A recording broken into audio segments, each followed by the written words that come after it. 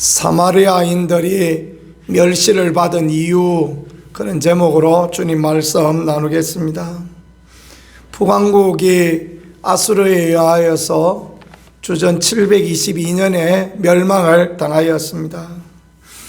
사마리아에 살던 사람들은 아수르로 끌려가게 되어지고, 또 아수르에 살던 사람들이 사마리아에 와서 민족 문화를 말살시키고 혼합하는 그런 정책으로 함께 사는 그런 부분이 되어졌습니다. 아수르에 온 사람들은 하나님을 알지 못합니다. 그 땅의 주인인 하나님을 알지 못하니 그들을 하나님을 섬기지 않습니다.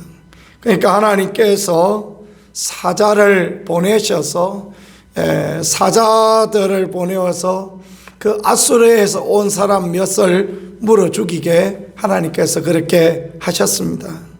그러니까 아수르에 온 사람들이 대번에 깨닫게 되어졌습니다. 인간은 영적인 존재이기 때문에 깨달음의 은혜를 입게 되어져요. 그래서 우리가 이 땅의 신을 섬기지 않기 때문에 이런 사자에게 물려 죽는 이런 문제가 있구나. 그래서 어떻게 합니까? 아수르 왕에게 사람을 보내어서 이런 문제가 생겼는데 우리 어떻게 하면 좋겠습니까? 하고 그렇게 아수르 왕에게 은혜를 구합니다. 참 사람들이 그래도 지혜로운 것 같아요. 우리가 어려움을 당하고 힘든 일을 당할 때, 내 힘과 내 능력으로 안 될 때 하나님께 은혜를 구하고 도우심을 구하고, 하나님이 이거 어떡합니까? 내 이 문제 어떻게 해결해야 됩니까? 그렇게 하나님 앞에 나아가는 거, 그게 참 하나님 앞에 귀하고 하나님 앞에 복되다라고 생각이 되어집니다. 참 어렵고 힘든 일을 당하였던 목사님 한 분은 그런 말씀을 하세요. 참 어렵고 힘들어 보니까 하나님 더 의지하게 되더라. 그래서 하나님께 묻고 은혜를 구하고 그러다가 보니까 내가 영성의 길을 가게 되고 하나님의 뜻을 깨달아 알 수 있는 자리에 가게 되고 새로운 힘을 얻었다, 그렇게 고백하는데, 신앙이라는 게 그렇습니다. 어렵고 힘들 때 하나님께 묻고 하나님의 뜻을 구하고 하나님의 도우심을 구하고 그렇게 해야 되지 않겠습니까? 저와 여러분, 우리 교회가 그런 은혜의 자리, 참 하나님의 도우심의 자리에 설 수 있는 그런 축복이 있기를 간절히 소망합니다. 그래야 해결책이 있어요. 그래야 은혜 가운데 풀어지는 역사가 있는 것입니다. 내 혼자 풀으려고 하면 미로를 걷는 것밖에 안 되어지.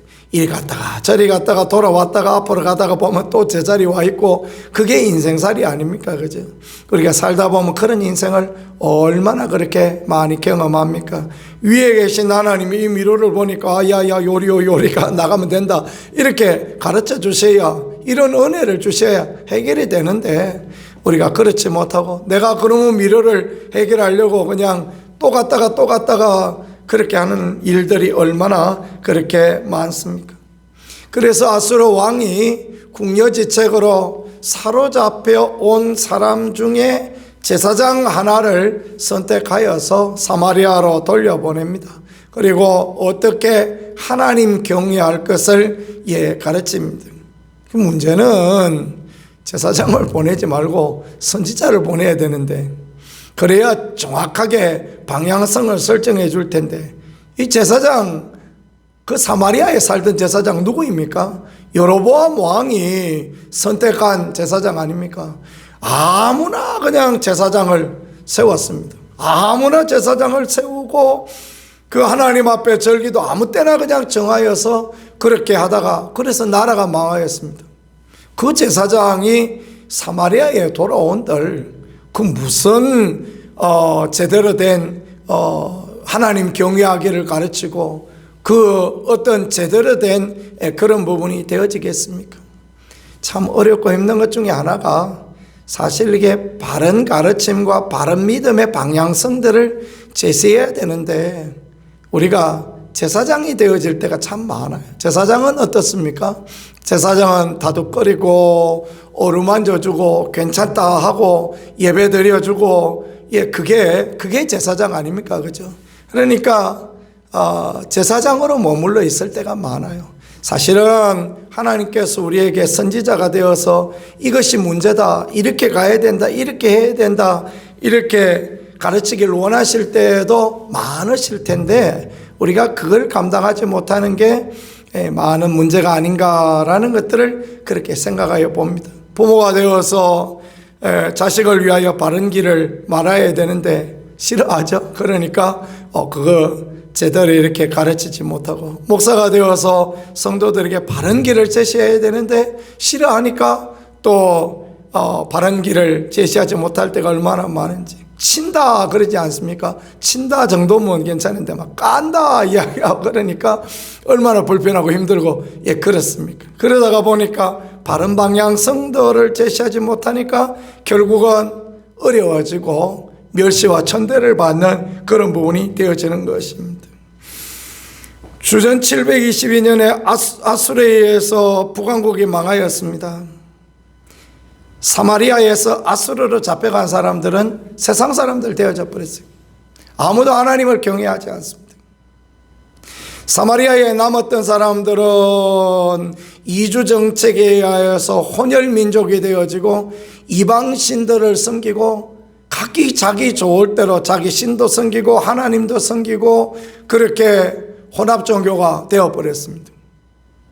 유다는 어떻습니까? 주전 586년에 유다는 망하여서 바벨론으로 끌려갔지만 정신을 번쩍 차리고 그 바벨론 안에서 하나님의 말씀들, 구전되었던 말씀들을 무서워합니다.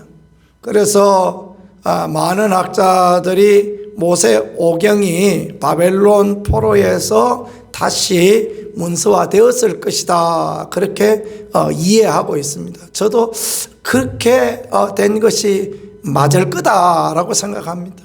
근데 여러분, 그 생각해야 될 게 모세 오경이 모세가 썼으면 권위가 있고 바벨론 포로에서 정리되어졌으면 권위가 없는가?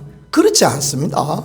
모세가 쓴 게 뭐 중요하고, 모세를 통하여서 하나님이 하셨던 그 구전되어지던 것들이 바벨론 포로에서 다시 편집되고 정리되어졌다. 그게 뭐 문제입니까? 아무 문제 없습니다. 하나님의 역사 가운데, 하나님의 은혜 가운데 있는 것입니다. 저는 오히려 모세 오경을 모세가 썼다라는 보수주의 학자들의 이야기보다 바벨론 포로에서 다시 정리되었다라는 그게 옳다고 생각하는 것은, 하나님 백성이 바벨론 포로 걸려가서 거기에서 정신을 차린 거예요. 그 정신 차리고 우리가 하나님께로 돌아가자, 말씀으로 돌아가자, 그러다 보니까 근거가 없잖아요. 그래서 그 안에서 제사장 서기관들을 불러다가 하나님의 말씀 모세 오경을 다시 쓰고 다시 재정립시키고, 그리고 이제 그 안에서 신앙을 회복합니다. 그래서 바리새인 운동이 일어나서 말씀대로 살자라는 운동이 일어나고, 곳곳에 10가정만 모이면 회당을 세우고 회당장을 세우고, 그래서 하나님의 말씀을 가르치고, 회당 안에서는 막 식사하는 식사를 너무너무 풍성하게 준비해서, 그래서 회당은 좋은 곳이다 그렇게 아이들에게 가르치고, 하나님의 말씀 토라 율법에다가 꿀을 발라서 아이들에게 핥아 먹게 하고, 하나님의 말씀은 꿀같이 단 것이다, 하나님의 말씀 가운데 있으면 우리는 다시 회복되고 돌아갈 수 있다, 하나님의 약속의 말씀이 우리에게 있다, 그런 믿음의 고백을 70년 후에 우리가 예레미야의 고백과 같이, 이사야의 고백과 같이 돌아갈 수 있다 고백했더니 70년 안 돼서 돌아왔어요. 역사적으로 보면요, 바벨론 포로에서 귀환이 70년 안 돼서 돌아왔어요. 얼마나 감사합니까? 그죠? 하나님이 그 저주의 기한을, 그 고통의 기한을 짧게 하시고, 하나님의 도우심을, 은혜를 허락하여 주시고, 그래 그 바벨론 포로 안에서 다니엘과 같은 위대한 정치가가 나오게 하시고, 그 바벨론 포로 안에서 에스더스에 나오는 불임절의 놀라운 역사가 일어나게 하시고, 나라가 망하고 끌려간 게 문제가 아니에요. 거기에서 어떻게 행하고 어떻게 반응하고 어떻게 하나님 앞에 나갔는가, 이게 문제고, 이게 정말 하나님 앞에 그들이 회복되어지고 축복을 누릴 수 있는 인생이 되는가, 그렇지 못하는가가 결정되어진다라는 것입니다. 이게 중요한 것입니다. 살다 보면 우리가 어려움 당할 때도 있지 않습니까?